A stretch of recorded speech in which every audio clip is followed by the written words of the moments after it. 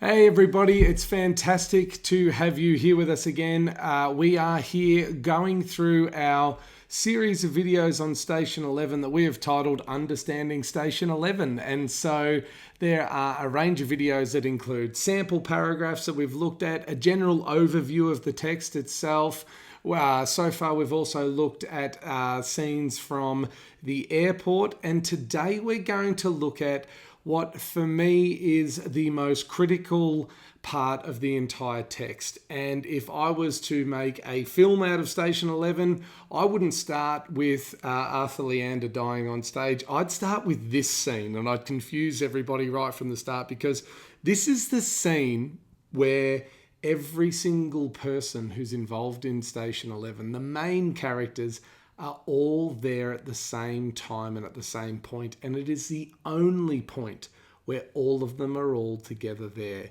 And so it is the dinner party, the anniversary party for Arthur and Miranda that involves people such as Clark and Arthur's lawyer, and Elizabeth Colton is there, and the affair that has been happening between Arthur and Elizabeth is revealed on that night, and Arthur's relationship with Miranda comes to an end on this night as well.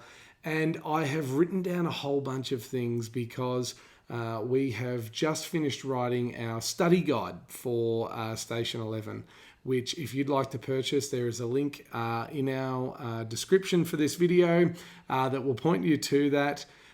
We think it's the best study guide and study companion that there is for Station 11, and we've committed a certain section of it to this particular scene because there's so much that happens, and there's so much that happens within this dinner party that relates to everything else that happens throughout the rest of the text. And so I'm going to take you through a few notes that I've taken as I went through this, and so you won't just get a better understanding about what this scene is all about, but also you'll get a really good understanding of the text as a whole and ways that you can incorporate evidence from this scene to other things that you understand about the text. So let's jump right in and take a look at this idea of Miranda, who seems to be the main person within this scene. It's not like we see everything from her point of view, but we see a lot of it from her point of view. And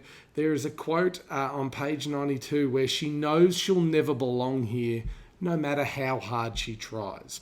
And so we have this idea of the outsider. And as if that wasn't enough, Mandel then further portrays Miranda to be quite literally outside, on the other side of the glass. And she shows Luli, the dog, to be on the wrong side of the glass. You know, she's this outsider like Miranda. And so that glass signifies this idea of the people on the inside of this Hollywood world, this world of actors and directors and lawyers and producers and all these things, and that Miranda is very much on the outside of that. So I want you to consider what that says about Arthur. I want you to consider what that says about Miranda within her own marriage and within this life that she has found herself in within Los Angeles, knowing what she goes on to become afterwards. Mandel then goes on to mention on that exact same page, on page 92, about the idea of overlapping conversations. So Miranda excuses herself due to embarrassment, shyness, not wanting to be there, anxiety about not being there, and wondering who the hell organises an anniversary dinner with other people there. So obviously her marriage is not what she thought that it would be. She has excused herself to the outside, and she's looking in at these overlapping conversations. So again, here Mandel is getting into this idea of these intertwined lives, this fact that all of these people have these overlapping conversations, which is really signifying the way in which a society is built up of these people and how everybody's lives are interconnected and intertwined. We then get some further descriptions of Clark, and Clark is described as having a usual uniform of a vintage suit and Converse sneakers, accessorized with pink socks. And so when we really break that down, this idea of it being a vintage suit and knowing that Clark works in the corporate world, he is wearing a suit to dinner, but it's with pink socks and with Converse sneakers. So this idea of him not quite adhering to everything that corporate America would ask him to be, and not quite adhering to every expectation that is there, but still somewhat doing so, that he's an alternative character, and that part of who he is being an outsider as well. And of course, we begin to really appreciate Clark for who he is by the manner in which he lets himself out and speaks to Miranda later on. And one of the things that personally I really loved about the novel, there's heaps of little moments that are in there. And the fact that Mandel includes the detail that Clark goes back in and he makes an excuse for Miranda. He says to her, oh, she's just looking for the dog.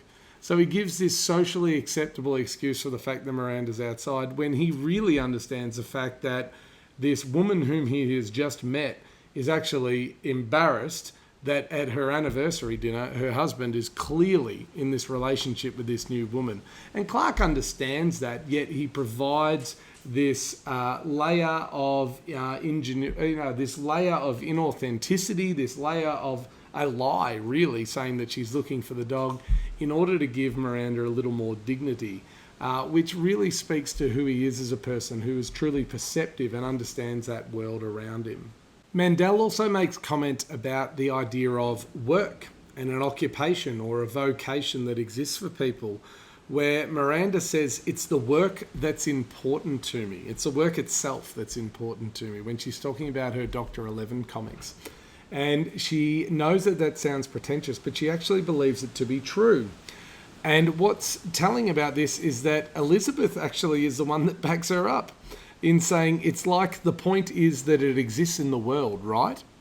And that quote from page 95 is this idea of Elizabeth actually backing up Miranda in saying that there is nobility, that there is this great sense of authenticity in producing something that other people will get joy from. And that sometimes the result of work, that the product of the work that we do it's more about doing the work for ourselves than it is, just for producing it for other people. And so when we start to think about what that might mean for characters like Arthur, who seemingly has a successful career as a film actor, who we understand to be quite desperately lonely and unfulfilled in his life. And then we start to think about characters like Jeevan, who, tellingly in this scene, is actually outside on the street waiting to take some pictures of these famous people. And the sense of purpose that he eventually finds in the post-pandemic world of being, the closest thing to a doctor.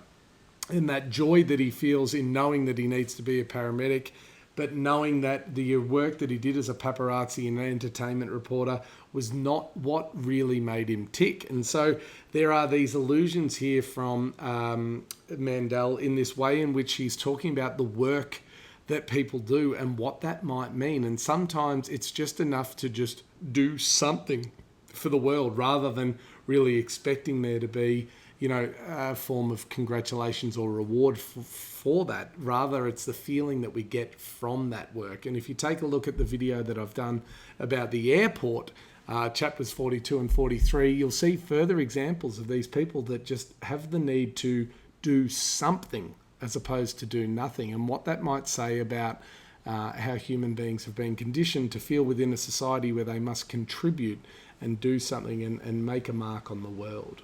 So next up, I noticed a line that was just one of those ones that, on every other reading, I probably went past. And it just made me think this last time I read through it, where Mandel says, Elizabeth has the kind of smile that makes everyone around her smile too, unconsciously.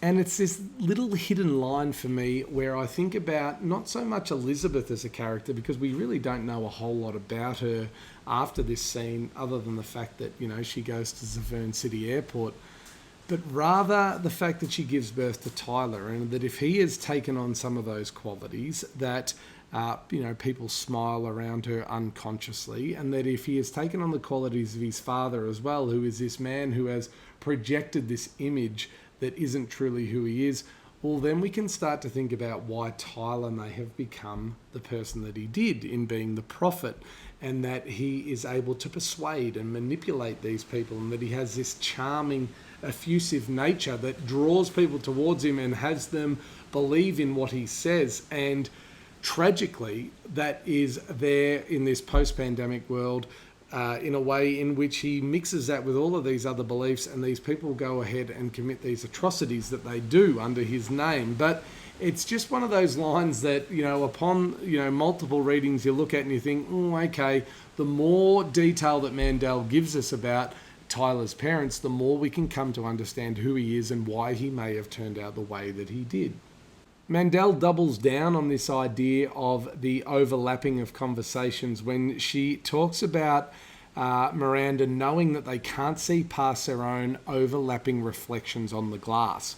And initially you might read that to think that it might be about Hollywood and this idea of people being so self-absorbed. But again, it's this idea of Miranda being this outsider from the world, and the fact that so often people can't see outside of their own experience and come to empathize with one another and see their role within a greater society and how they can contribute to that. Where this chapter starts to get really interesting is on page 98, where the comment is made that from here, the dinner party looks like a diorama. And so Mandel is really making sure that the reader takes that step back and starts to view these people as actors on a stage, or like a diorama, like they've been placed there and that we are there to observe them. And then Clark comes out to Miranda, and he is another outsider from the group.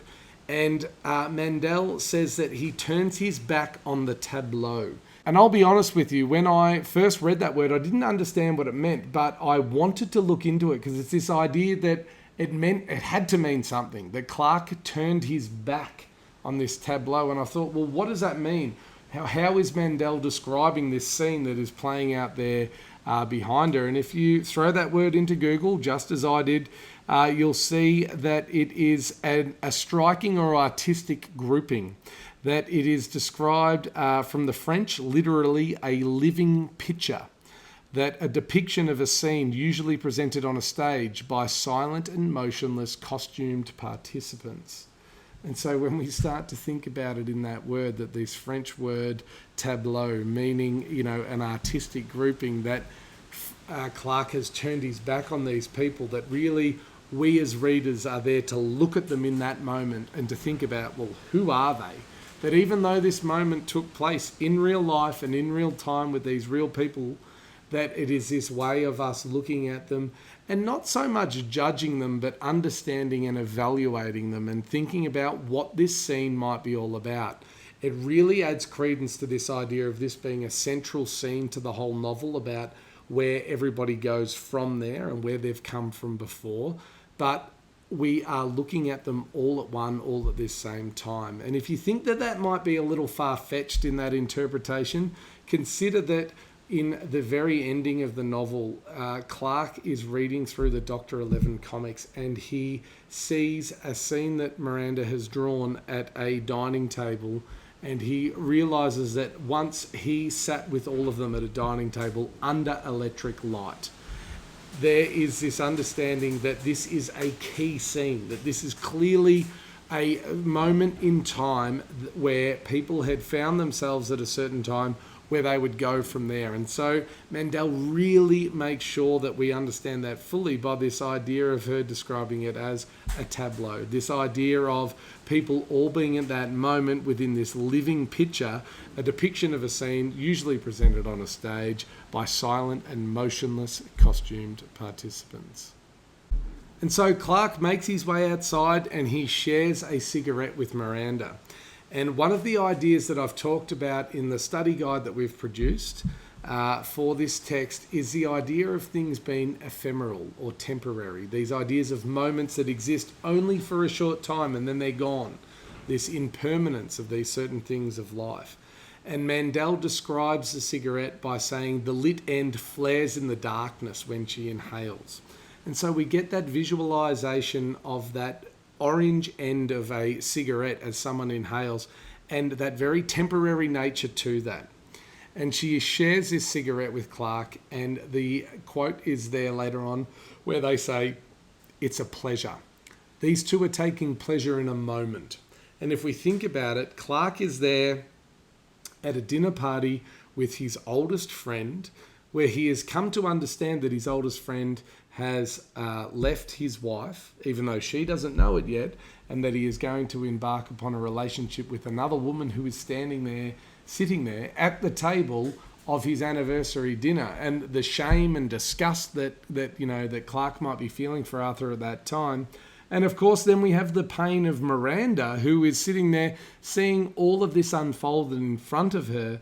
Yet Mandel takes the time to talk about the pleasure of the cigarette that they share, and that that flare lit end, the orange end of that cigarette, that in that moment there was a sense of pleasure, and that even though there was this wider world around them, that there was that moment of pleasure that existed between them within, that larger scene and everything that might have been happening there. And so we need to think about that in terms of what Mandel might be saying about life and it being a series of moments, and how we can grasp those moments and how it is that we can find meaning within those moments, and what it means about those smaller moments that become the bigger things that are our lives. So the ending of the chapter is just as interesting to me as the main part of it with the dinner. When all of the guests go home and Miranda has been outside to speak to Jeevan, so we have this other main character that's brought into the ensemble of characters. Yet at the end of it, we have this idea where Miranda walks around clearly in the early hours of the morning and going into, a very late night, where she wants to wake up or to stay asleep. And she isn't sure between the two of them. And that's an idea that is communicated through many other characters. This idea of being, in waking hours and being asleep, or being in twilight, or being in dark, or being enlightened, in that she's at this point in her life where she, in the space of one evening, has become aware of the termination of her marriage, of her relationship with Arthur. It has all come crumbling down in the space of one night. And she can't decide whether she wants to stay awake and deal with that reality or to stay asleep. And this idea where she might be ignorant of that, or she might choose to, not see what is really happening within her marriage, or whether she wakes up from that. And so when we think about that, we can think about other characters that might have been the iPhone zombies, or functional sleepwalkers, as expressed by Dahlia. And so Mandel is really talking about these people that have this self-awareness about themselves and their lives and where they are. And there's this intriguing idea.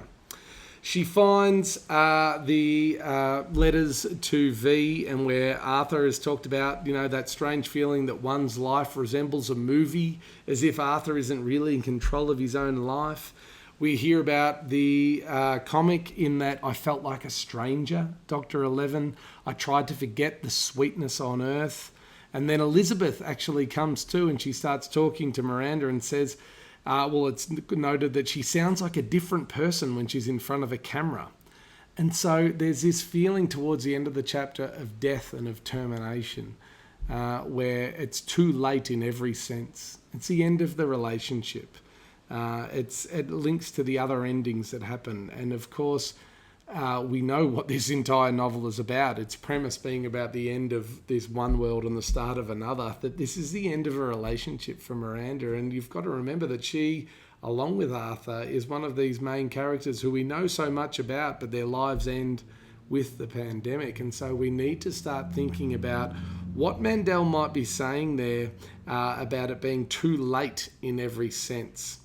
Things being over before they're even pronounced. And we can think about that as well, of course, with Jeevan and with his relationship with Laura, in that wouldn't last either, and that it was really something that had already come to an end before it formally came to an end. However, I love the way that the chapter ends. She's come to understand that clothes are armour. Miranda becomes this different person as a result of all of these things. And the way in which we have seen Miranda so far in this novel is that she has been this character that was reliant upon Pablo, but then had to go and get her own job, and then escaped this abusive relationship with Pablo. She then went to Arthur Leander, and she found herself, and we thought that this was it, where she could, get lost in her work and her art and her drawing. And of course, she found herself with this unfaithful man, and this marriage that ended up not being what she would have liked it to have been.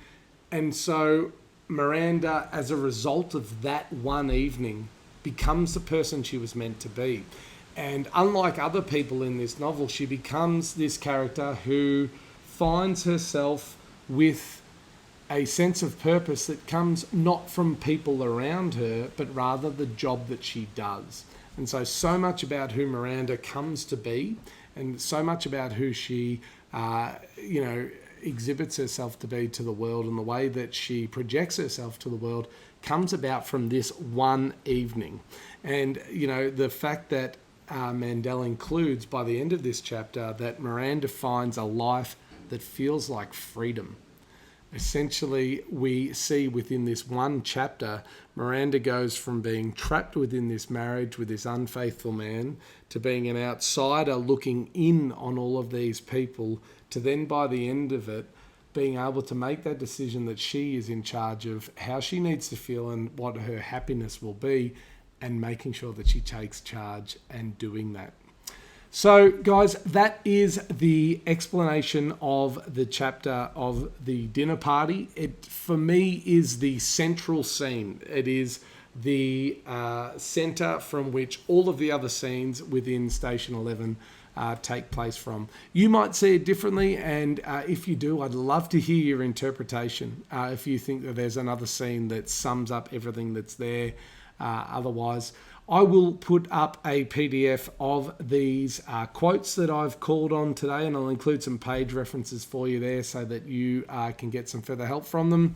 Everything that I've talked about today is a section from the study guide that we've put together on Station 11. And if you would like some further resources that includes a quote bank, some 3 sample paragraphs, sections on ideas and interpretation as well as characters, then you can follow the link in our description and you can get that from there.